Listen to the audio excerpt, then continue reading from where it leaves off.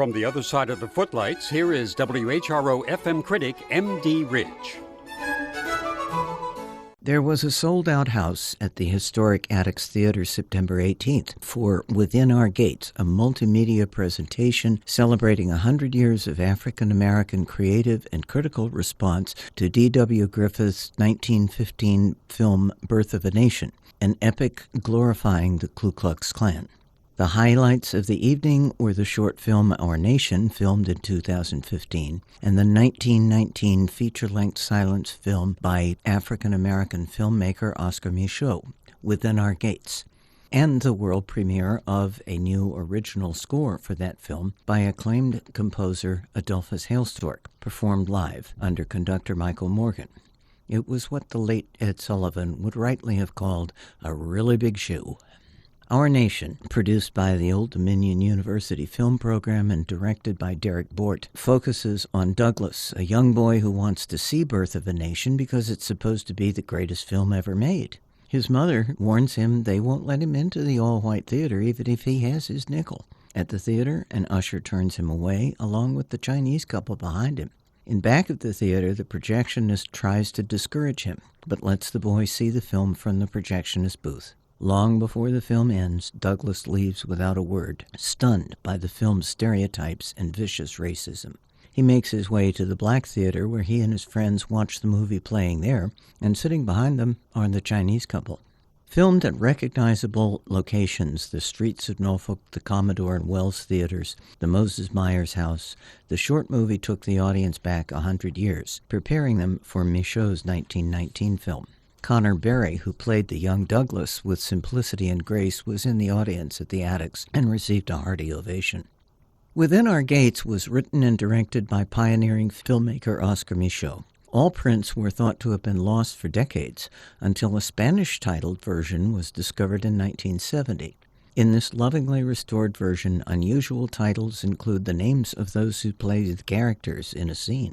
Hailstork's original score is not the usual silent film accompaniment, but rather an evocation of the thoughts, aspirations, fears, and dreams of the characters.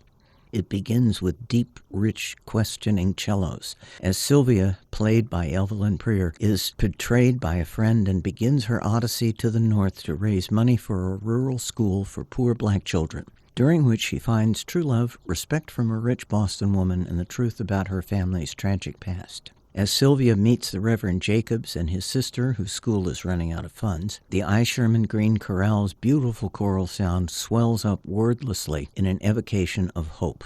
Sylvia decides to seek funds up north, and light, busy strings underscore her determination and her naivete. Her purse is stolen. In saving a child, she's run over by Mrs. Warwick's car. The music spins out the choral refrain, "Children, learning, learning, learning," swelling into a chorus of "Oh, thank you, God."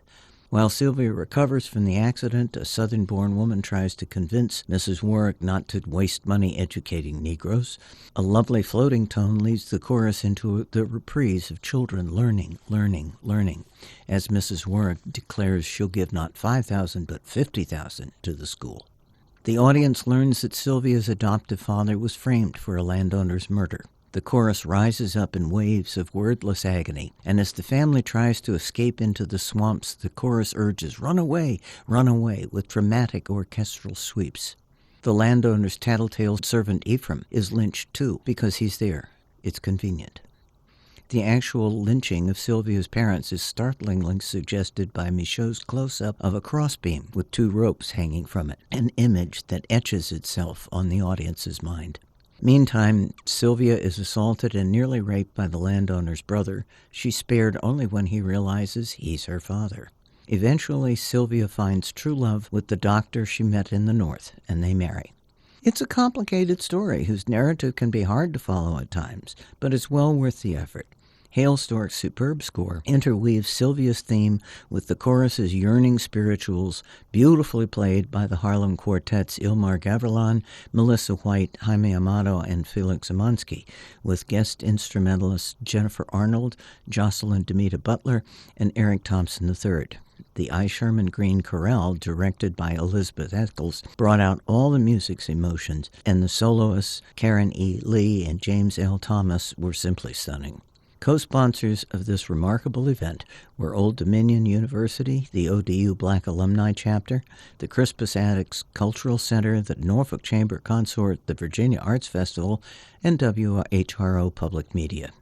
From the other side of the Footlights, I'm M.D. Ridge.